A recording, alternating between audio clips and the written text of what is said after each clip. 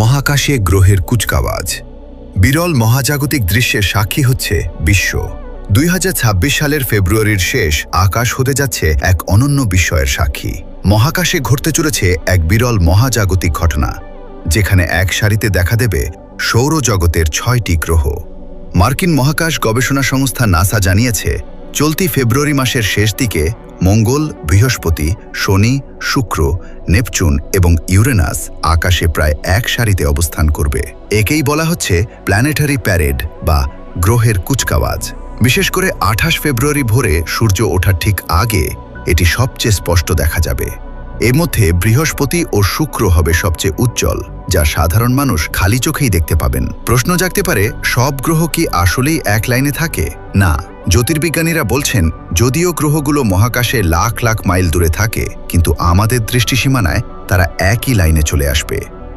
এটি টেলিস্কোপ দিয়ে পর্যবেক্ষণ করার এক সুবর্ণ সুযোগ। আপনি কি প্রস্তুত এই মহাজাগতিক প্যারেড উপভোগ করতে? চোখ রাখুন 28 ফেব্রুয়ারির ভোরের আকাশে। মহাকাশের এমন সব আপডেট পেতে আমাদের সাথেই থাকুন।